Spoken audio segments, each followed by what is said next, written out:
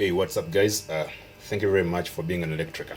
Now, today I thought we can learn about power distribution in commercial building. Okay, and this is a very simple thing. It's not something that you're really going to overthink, but you need to be knowing what you're doing. Of course, there is some math that goes into that. And the reason why we've got to have some math is it's because we need to determine the capacity of the switch gears, like this Mccb. Okay, you can't get it if you don't do some math, and the math come out of the calculation that you do based on the demand of your installation. Okay, now for example, you look at the building. What's going to do? Is it an hospital? Is it a commercial building? Yeah? Is there going to be a three-phase? Is there which kind of loads are going to be there? So you think you try to plan all that, but let us take it into the simplest way. You're just giving a three-phase power supply to the building. Okay, now. Let me assume you went to the ELECTRECA company and then you applied for the power supply. Okay, let me hope you've done all the due diligence to that. Okay, now now you're going to be near a transformer. Yes, so there is a load cable that will carry all your load. So that will be from your transformer to this guy here. Okay, this Mccb. Okay, so from the transformer we are going to run the electric to this Mccb. Okay, and then from this Mccb we need to have a busbar connection. Okay, a busbar chamber. So from here we take these three lines plus a neutral and the ground, and then we take it to the busbar chamber. So your busbars are going to look just like this. Okay, you have the red line there, the yellow line, the blue line, the black, and your earth. Okay, that's the ground. So from that MCCB, you're just going to come right here. Now, the moment you reach your busbar areas, this is your connection points. Okay.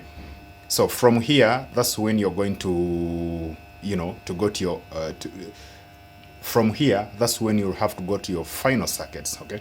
But before you do that, there is one more thing that you have to put in consideration.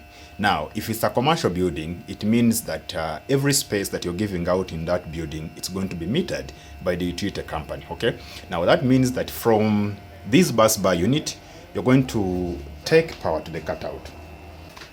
From that busbar unit, because you're supposed to meter every power to all those individual spaces. So from your busbar unit, you'll have to come to these cutouts. Okay, mostly they are rated at 8 amps and 60. So you come to this cutout. Then from the cutout, you go to your meter. Okay, from cutout you go to the meter. Now, after your meter, you're supposed to have, you can have a breaker there. Then before you go to the final circuit, that's the consumer unit inside that space that you're supplying. Okay, but if it's not a commercial building and it's, for example, a factory or an hospital whereby you're having a three-phase, so in that case, you're gonna still need these busbars. They will be there, but you don't have individual meters of each space.